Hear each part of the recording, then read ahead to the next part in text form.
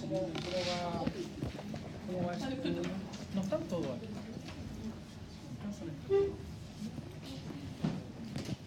Ya, cuidado. El peor error. Bien, vamos entonces a continuar con la clase de neurocráneo. Neurocráneo efectivamente va a quedar para la próxima evaluación, pero les va a servir igual, porque ustedes se van a dar cuenta cómo van haciéndose las descripciones de los huesos, van apareciendo estructuras que son súper complejas, pero súper lógicas a la vez. Y en esa lógica es que usted aprende a describir otras piezas óseas.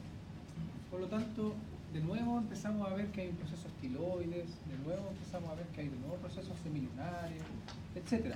Y ese tipo de cosas usted le dice, entonces los procesos estiloides son estos. Aproximadamente se ven todos iguales.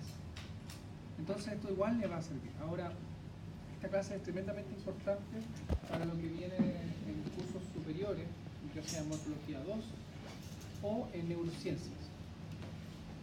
Nosotros estábamos aquí, ¿cierto? Habíamos quedado en hueso frontal. Y en el hueso frontal habíamos descrito la cara que es anterior o la cara externa.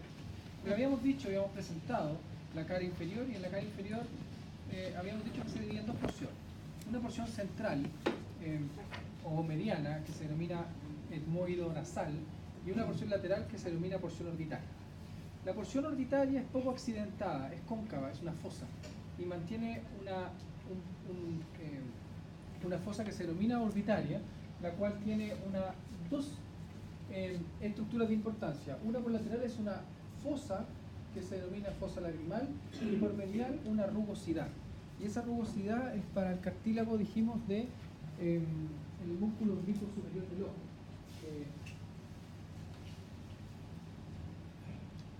Que se denomina tróclea, cartílago troclear. En cambio, en la parte más medial, y que es central y es más bien mediana, se denomina etmoido nasal. Y la porción etmoido nasal es como una herradura, ¿no? En esa herradura usted va a encontrar hemiceldillas, que son estas estructuras. Hemiceldillas que son etmoidales. Las hemiceldillas etmoidales van a mantener un conjunto de cavidades, o de hemicavidades, porque es la mitad de hemicavidades, que van a rodear esa herradura. Y por anterior, la hemicavidad más anterior va a estar abierta, esa, y la vamos a llamar a esa abertura el infundibulum. El infundibulum es la abertura de los senos paranasales que están en ese nivel y corresponde al seno frontal, que es una expansión libre con aire, ¿ya? Por lo tanto, el seno frontal va a abrir a ese nivel a través del infundíbulo y va a poder drenar su contenido a través de eso. Ese infundíbulo se va a conectar con la hemiceldilla del etmoides, porque se va a articular después, y entonces va a caer todo lo que se drene a un espacio dentro del etmoides que corresponde con a nivel del cornete medio. Más bien del mediano medio. También es importante recalcar estas estructuras que están con unas flechitas, que son las lo es hemisurco o hemicanales, pero dejémoslo como hemicanales, porque efectivamente son más pronunciados. Y los hemicanales son etmoidal anterior y etmoidal posterior. Esos hemicanales etmoidales son para estructuras bien precisas. Son para la arteria etmoidal anterior y para la arteria etmoidal posterior. En conjunto con unos nervios por anterior, en conjunto con la arteria etmoidal anterior, va a llevar el nervio nasal interno. Y por acá va a llevar un nervio que se denomina esfenoetmoidal. Ambos son nervios sensitivos derivados de la primera división del nervio trigémino, que es quinto par craneal. Y más anterior a las celdillas, a las hemicanales, vamos a tener el conjunto de celdillas. Todas las que se encuentran por anterior a este hemicanal van a drenar todas al meato medio. Las que se encuentran por posterior van a drenar al meato superior. Después vamos a conocer qué es un meato. Por mientras vamos a decir una para el meato medio y otra para ir al meato superior. Existe esta estructura que es vacía, que si usted la ve ahora y que se asemeja mucho, ¿cómo le colocaría esto? ¿Cómo lo llamaría?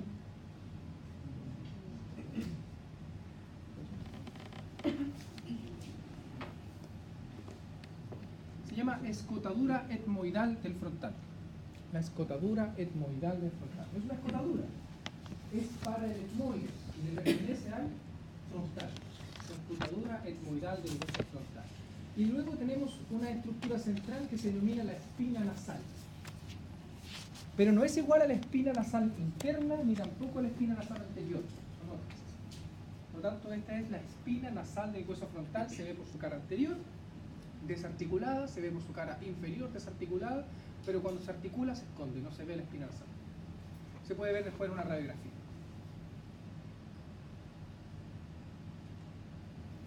Ahí tenemos el conjunto entonces de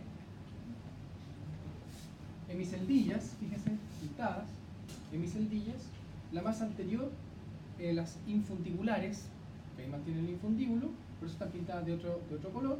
Aquí está, esta es la espina nasal y todo este relleno corresponde con el hueso etmoides, porque antes no lo veíamos, ¿cierto? Estaba vacío. Entonces eso es hueso etmoides, ya lo vamos a ver. Aquí en esta imagen se puede ver que en la cara inferior, pero la porción más lateral del frontal, donde nosotros decíamos porción orbitaria, pero por su región medial, vamos a encontrar esta estructura cartilaginosa que es la tróclea para el músculo oblicuo superior del ojo, que es ese músculo.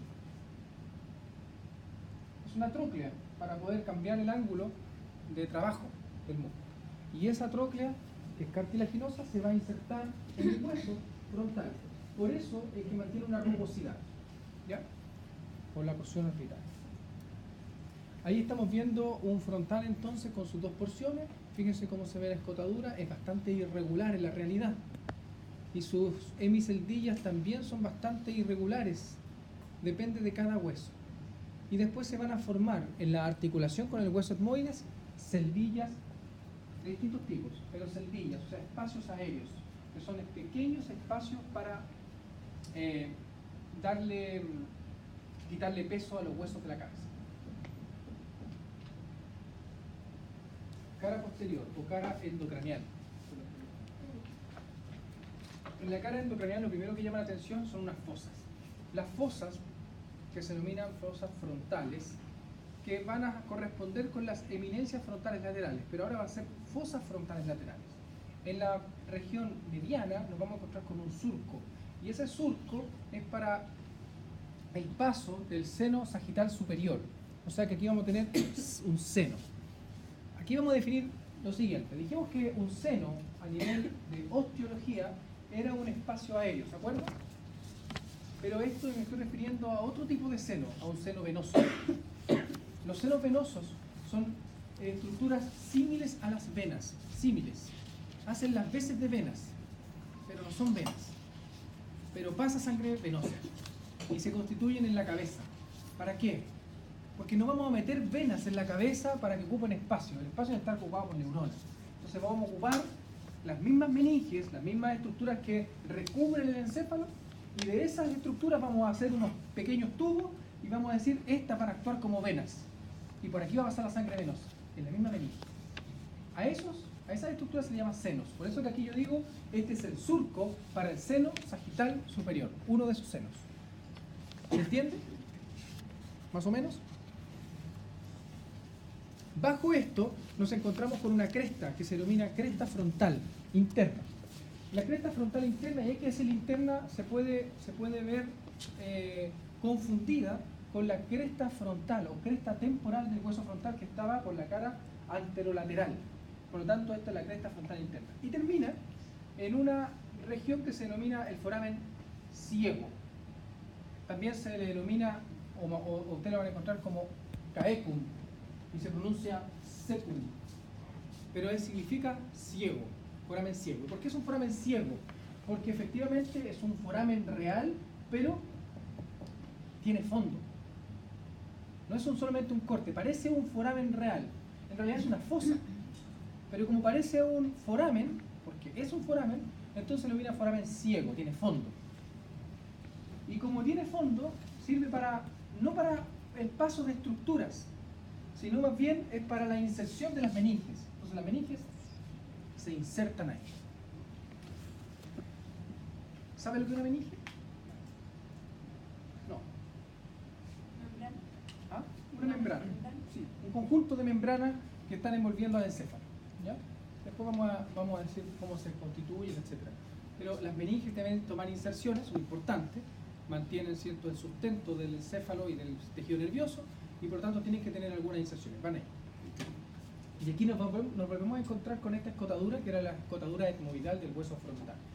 Luego tenemos que la porción endocraneal se divide en esta región que mantenía las fosas frontales, que es vertical, y una porción que es horizontal. Esta es una porción horizontal del hueso frontal. Y en esta porción horizontal es bastante irregular. Y entonces mantiene unas eminencias que se denominan eminencias mamilares y unas impresiones que se denominan impresiones digitales del hueso frontal, que es para el paso de los giros que van a constituir el lobo frontal del cerebro.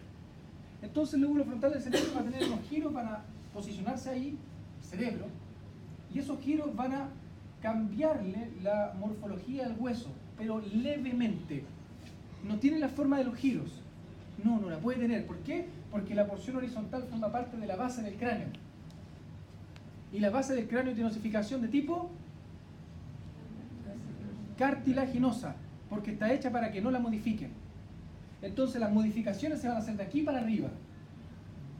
Entonces este hueso tiene osificación mixta, osificación cartilaginosa en la porción horizontal que va a la base y osificación membranosa por el resto. Mira el surco del seno sagital superior como quedó, cuando pasó una vena. Una impresión real. Cuando pasaron los giros, no se hicieron impresiones de buena medida. Y por lo tanto, mantenemos solamente impresiones digitales y eminencias mamilares.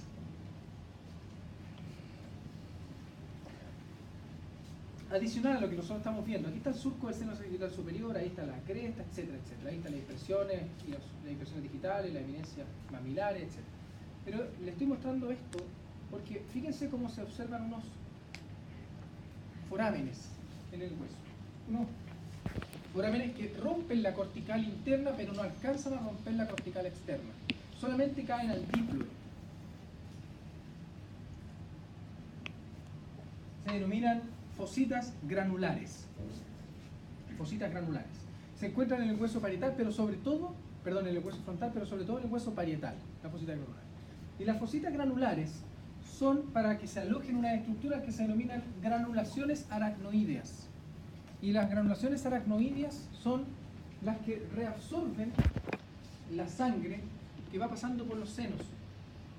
Entonces, son estructuras importantes que van a estar en el hueso frontal, en el hueso parietal sobre todo, y algunas en el hueso occipital. Pero en general van a estar alrededor de los senos venosos, por eso que se ubican alrededor del seno sagital superior. El seno frontal también tiene una constitución interna, porque forma parte importante del conjunto de senos paranasales. Y los senos paranasales son estructuras aéreas que se conforman alrededor de la fosa nasal y van a estar constituyendo parte de huesos importantes del neurocráneo, como el hueso frontal, como en el hueso etmoides, como en el hueso esfenoides, etc. En el hueso frontal encontramos un seno frontal que está detrás del arco superciliar y que su extensión es muy variable. Puede estar septado, con septo, o puede estar libre. Puede estar con células aéreas o puede estar completo, y su extensión lateral es variable. Solamente hay una especie en la cual el seno frontal se mantiene tan largo, tan extenso, que llega al hueso parietal. Y es porque estas estructuras sirven no solamente para alojar o para aliviar el peso de la cabeza, sino también son cavidades de resonancia de la voz.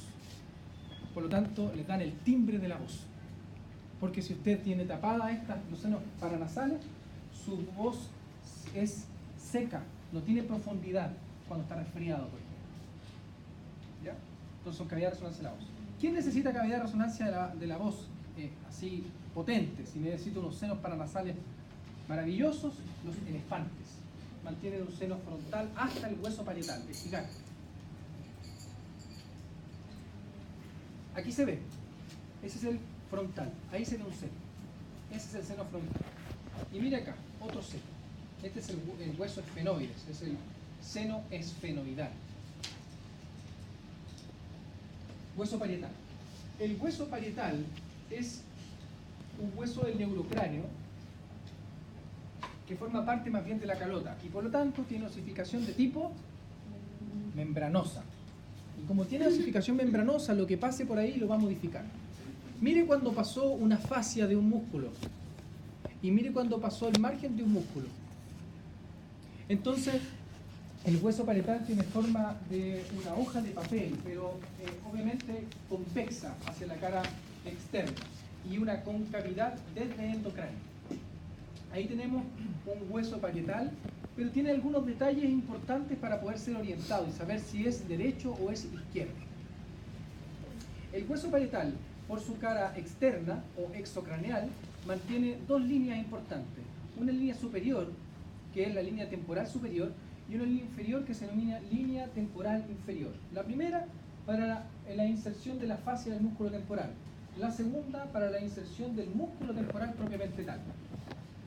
Forma parte importante de una región ósea llamada región temporal, que está constituida por la articulación de los huesos, y además tiene una posición tal que hace que un foramen que se ubica en el ángulo posterior y medial se ubique en la región externa y pase de lado a lado entre exocráneo y endocráneo. Entonces, fíjense ahí está el foramen. Y ese foramen se denomina foramen parietal. El foramen parietal es para el paso de venas emisarias, venas que comunican el cuero cabelludo con los senos venosos de la dura madre, porque también está conectado. Entonces, venas emisarias a través del foramen parietal. Y se ubica en el ángulo que es más bien posterior superior. Fíjense también que este hueso tiene una estructura así como biselada en la región más inferior para dar paso a la articulación con la escama del hueso temporal. Y es efectivamente una articulación de tipo bisel. Bisel. ¿Sabe lo que es un bisel? ¿No? ¿Sabe lo que es un espejo biselado? ¿Alguna vez ha visto un espejo biselado? ¿Ah? Exactamente, están cortados los márgenes, ¿cierto? En 45 grados. Entonces, o en una curación. Por lo tanto, es como, imagínense este hueso, está cortado aquí, pareciera que está cortado, y pareciera que le dejan el espacio para que otro hueso se coloque, pegadito a él. Eso es una articulación en bisel, o también llamada articulación escamosa, porque las escamas de un pez están puestas una sobre la otra, ¿cierto? Por lo tanto, articulación en bisel o articulación escamosa. Por su cara endocranial. En su cara endocranial nos vamos a encontrar con el foramen, que se denomina foramen parietal para la vena emisaria. Pero además tiene una característica bien particular.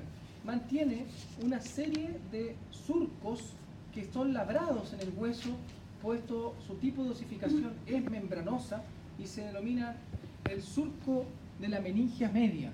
O sea que la arteria meningia media labra la que se denomina hoja de higuera dentro del hueso parietal. Y esta hoja de higuera o surcos de la arteria meningia media están orientados de anterior a posterior y de inferior hacia superior. Por lo tanto, están orientados así medio oblicuo hacia posterior. De esa forma, usted sabe de qué lado es el hueso. ¿Se entiende? Ya. Entonces hay un labrado de la hoja de higuera que corresponde a la arteria meningia media. No cabe duda que eso tiene osificación membranosa.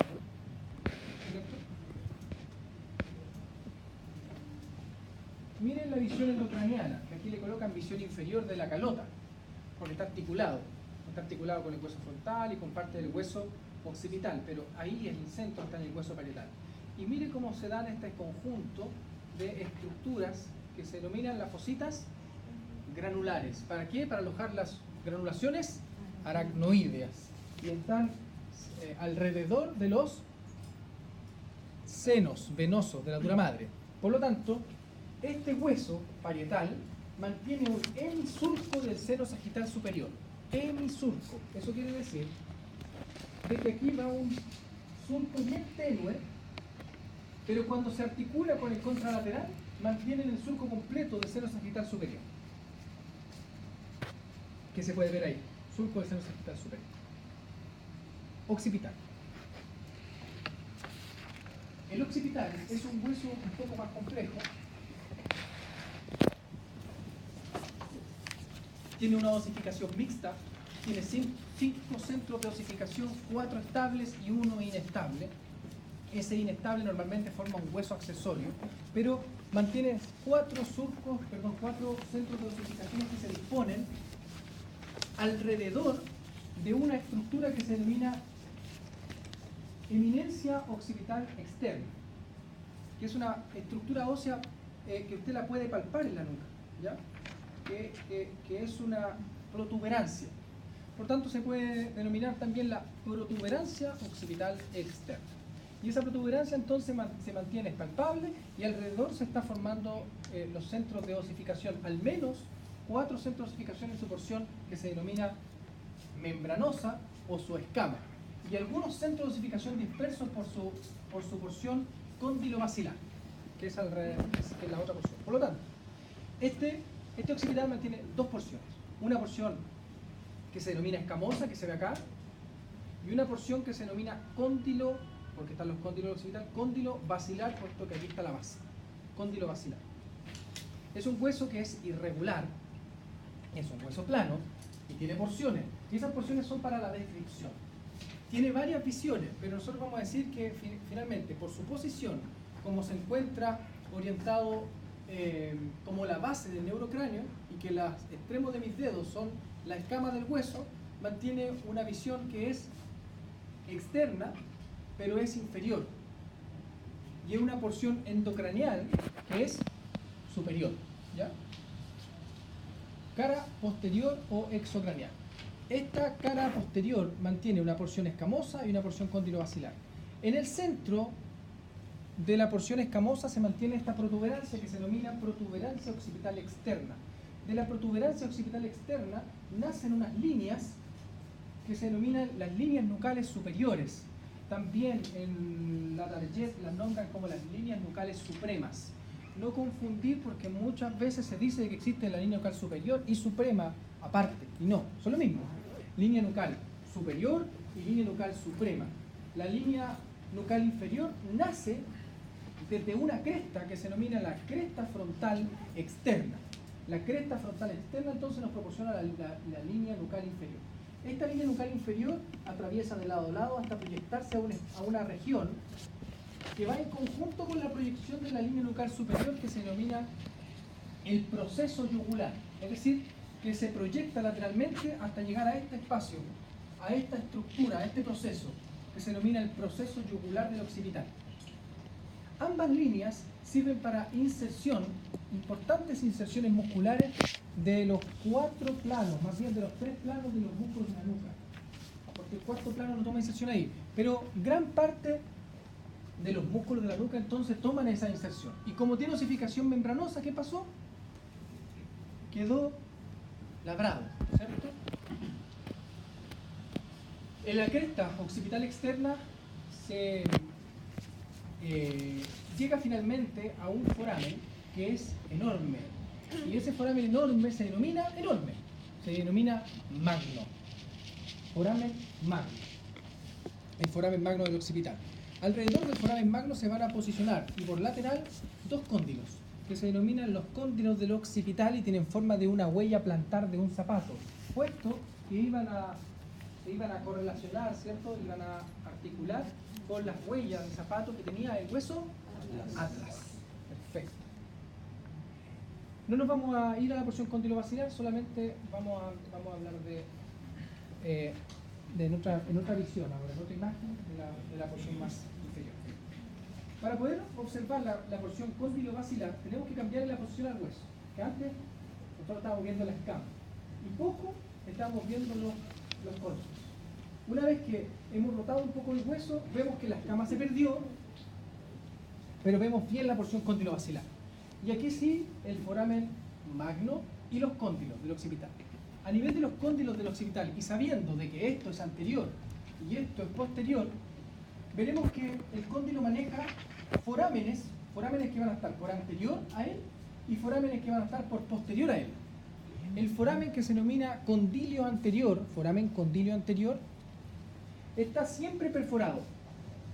El foramen condilio posterior es inconstante su perforación, pero existe siempre una fosa. Es decir, fosa condilia posterior y mantenemos una fosa condilia anterior. Pero en la fosa condilia anterior además existe un foramen condilio anterior y un conducto condilio anterior. Para el paso del nervio hipogloso, que es el 12º par craneal, nervio hipogloso, motor de la lengua.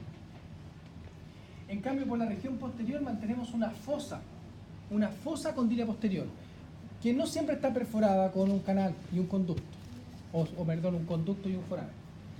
Es para el paso, cuando existe el foramen, es para el paso de plexos venosos que son de transición y que van a perforar los huesos para ir a incorporarse a los senos venosos. Pero algunas veces se constituyen esos plexos venosos ahí y forman solamente la fosa, ¿ya? Entonces vamos a tener siempre fosa condilia anterior, fosa condilia posterior, pero la fosa condilia anterior siempre va a mantener un conducto, que es para el paso del nervio hipogloso. Por eso es que esta flecha pasó de lado a lado. Más lateral a eso, y más lateral a los cóndilos, mantenemos una estructura abultada que la habíamos visto anteriormente, que se denomina el proceso yugular del occipital. Y medial al proceso yugular del occipital mantenemos una escotadura, se ve escotadura, ¿cierto? Una escotadura que se denomina escotadura yugular, la escotadura yugular del occipital.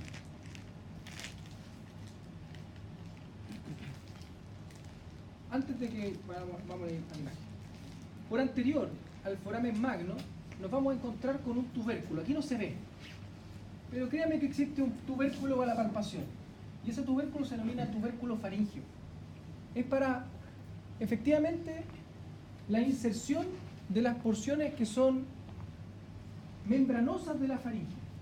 El esqueleto fibroso de la faringe van a llegar a ese nivel y van a traccionar, y por lo tanto se va a formar el tubérculo faríngeo. Anterior al tubérculo faríngeo va a haber una fosa que es palpable, pero casi no es visible, y se denomina fosa navicular, porque adivine que tiene forma de bote, alargada, fosa navicular. Y dentro de la fosa navicular, una pequeña fosita, que podría ser algo como eso, una fosita que se denomina fosita faríngea, pequeña, ínfima, cabe el ápice de una aguja. ¿Para qué es esa fosita? Era para el paso, es para el paso de los restos embrionarios de la hipófisis que pasó por ese nivel y luego el hueso se cerró. Porque la hipófisis tiene dos porciones, una que es neurohipófisis y adenohipófisis, y una de ellas tuvo que pasar hacia adentro del cráneo, embriológicamente, y para pasar tuvo que pasar por aquí.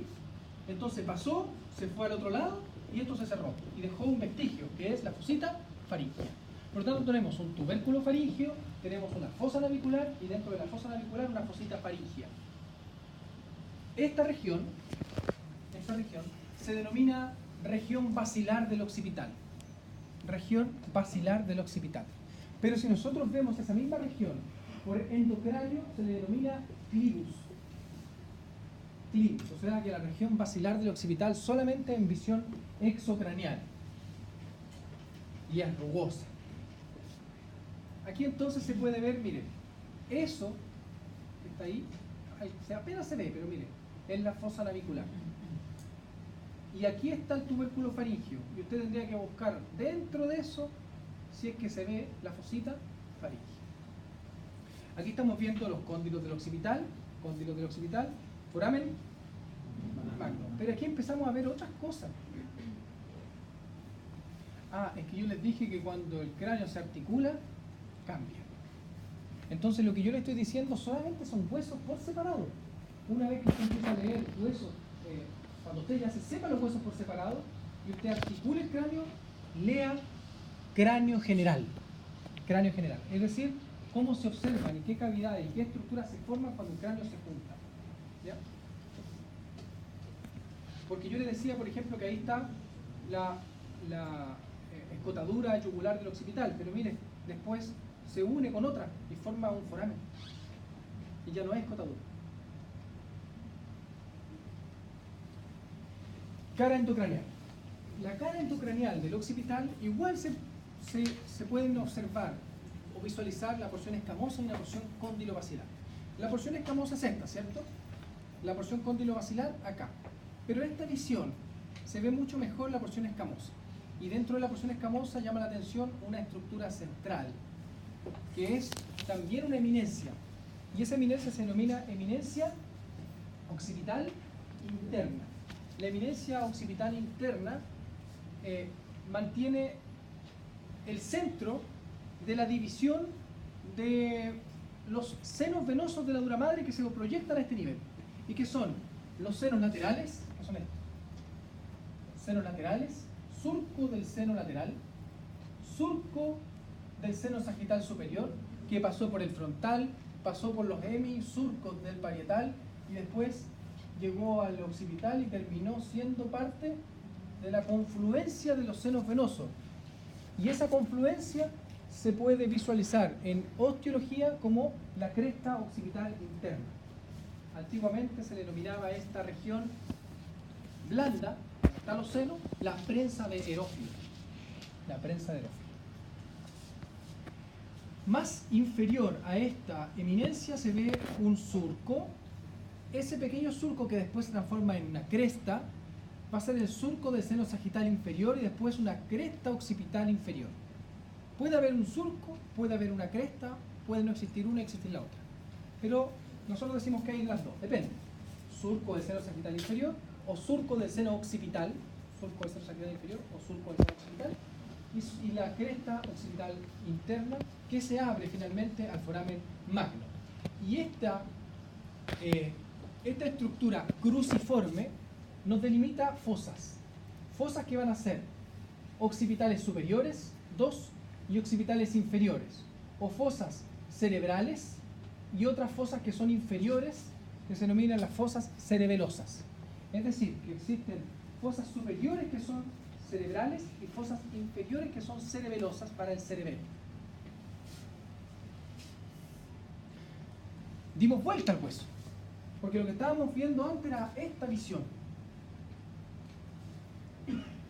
Entonces ahora queremos ver la porción cóndilo-basilar, pero endocranial. La porción cóndilo-basilar endocraniana mantiene la siguiente estructura. Primero, lo más importante, el foramen magno, para darnos cuenta qué es anterior y qué es posterior. El foramen magno delimita hacia anterior con esta estructura que se denomina el clivus.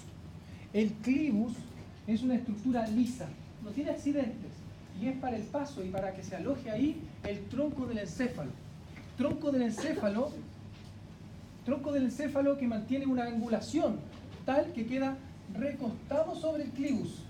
Está acostado sobre el clivus, no como en el néter, que parece así rectilíneo, vertical, así como... No es así, ni cerca. ¿Ve que es malo el néter? ¿Usted estudia de eso? 35 grados de angulación mantiene entonces el tronco del encéfalo con la médula espinal y se ubica sobre el clivus.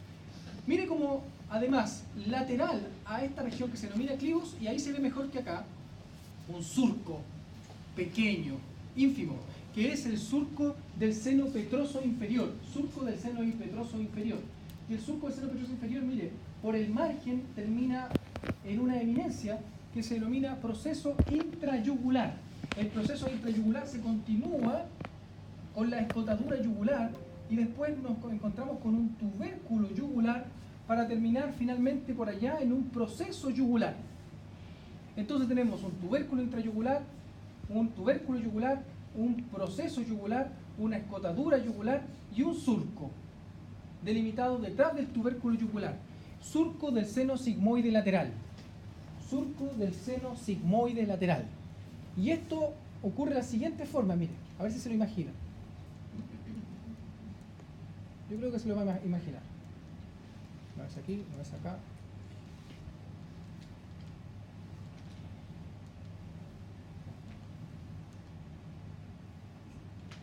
Mire.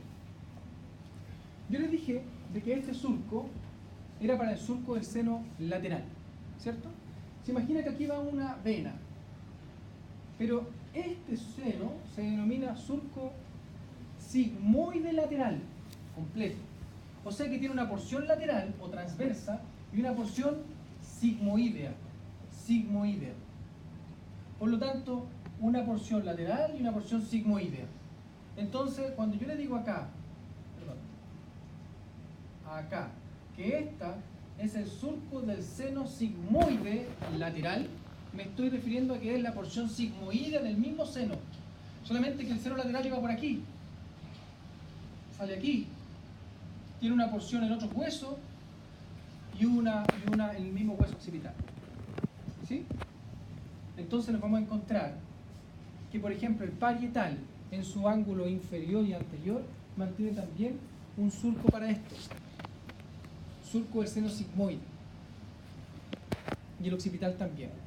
O sea que en la articulación con el parietal que se da a este nivel se ubica el surco del seno sigmoide. Y finalmente, a este nivel se forma la vena yugular interna, que es una vena gigante e importante, y que vamos a tener un glomo, o sea, una expansión venosa a este nivel. Por eso se forma esta estructura como escotadura, que después va a tener otra escotadura y va a formar un foramen yugular para el paso y la formación de la vena yugular interna. Creo que no quedó nada. Bueno, si quedó, usted lo estudia por su cuenta. Etmoides.